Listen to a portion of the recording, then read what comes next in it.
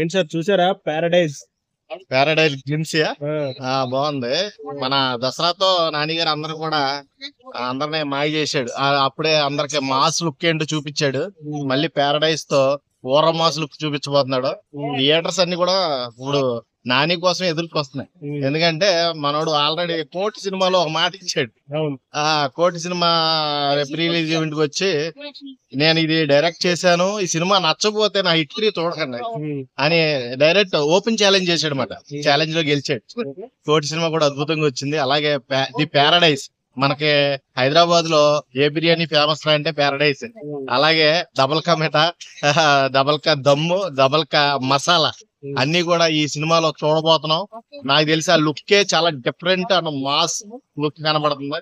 ఈసారి గట్టిగా జనాల మధ్యలోకి రాబోతున్నాం.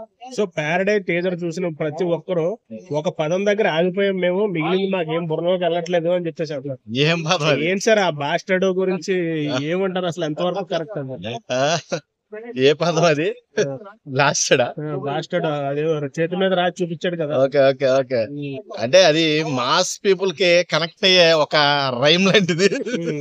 అప్పుడు మాస్ పీపుల్స్ ఎలా బిహేవ్ చేస్తారు, ఎలా మాట్లాడుకుంటారు, కొద్దిగా మాస్ వేరియేషన్స్ ఎలా కనబడతాయి, అవన్నీ కూడా దాంట్లో ఎలివేషన్ టైప్, ఒక ఎలివేషన్ క్రియేటివిటీ అది అంతే. ఇంతకు ముందు ఆ డైరెక్టర్ గారు నాని గారి సినిమా ఇప్పుడు ఏదైతే దసరా ఉందో దాంట్లో బ్యాన్ చూత్ అనే వర్డ్ చాలా చోట్ల వాడేశాడు. స్టోరీలో గానీ ఇటు పాటలో గానీ అప్పుడు ఎవరో ఎంజాయ్ చేశారు, ఎవరు పట్టించుకోలేదు. మరి ఈ సినిమాలో ఎందుకు సార్ అంత ఇది కాంట్రవర్సీ కావాలని అంటారా, లేకపోతే? కాంట్రవర్సీ అని కాదు, మాస్ పీపుల్ ని గ్యాదర్ చేసుకోవడానికి అంతే.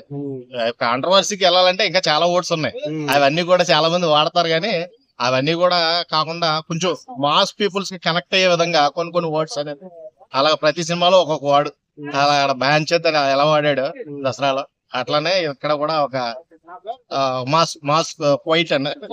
సో గ్లిమ్స్ విషయానికి వస్తే 7-8 లాంగ్వేజ్ లో రిలీజ్ చేశారు. ఈసారి ఈ సినిమాతో నాని గారు టాలీవుడ్ చేయి దాటిపోతారంటారా? టాలీవుడ్ చేయి దాటిపోతే మంచిదే కదబ్బా. పాన్ ఇండియా లెవెల్లో అందరూ ఎదగాలని కోరుకుంటున్నాం.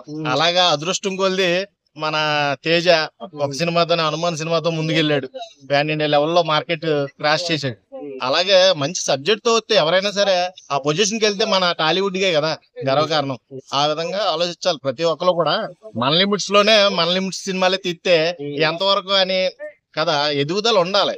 ఏ ఎదుగుదల బతుకుదల లేకపోతే ఆ హీరోని ఎవరో గుర్తు పెట్టుకోరు త్వరగా. ఇప్పుడు కాంపిటీషన్ ఫీల్డ్ లో ఉన్నారు కాబట్టి టాలీవుడ్ ని హాలీవుడ్ రేంజ్ కి సినిమాలు మాడ్యూల్ చేసి చేస్తున్నారు కాబట్టి ఆ విధంగా ఎదగడం మంచిదే. నానికి ఆ సత్తా ఉంది. ఎందుకంటే మన పక్కింటి కుర్రలాగా ఎప్పుడు కూడా మనల్ని అందరినీ కూడా పలకరించే ఏకైక వ్యక్తి నాని. చాలా సింపుల్ యాక్టింగ్, క్యాజువల్ యాక్టింగ్, మనందరికి కూడా కనెక్ట్ అయ్యే ఫేస్ రీడింగ్, ఇవన్నీ కూడా నానికి సొంతం. నాని విషయానికి వస్తే ఏ సినిమా తీసినా నాని డైలాగ్ సెన్స్ కి, నాని అమాయకత్వానికి, నాని ఎమోషనల్ ఫీలింగ్స్ కి, ఇప్పుడు నాని మాస్ క్యారెక్టర్ కి ఇవన్నీ కూడా కనెక్ట్ అవడానికి చాలా అంటే చాలా ఆస్కారం ఉంది the paradise. Okay sir, thank you.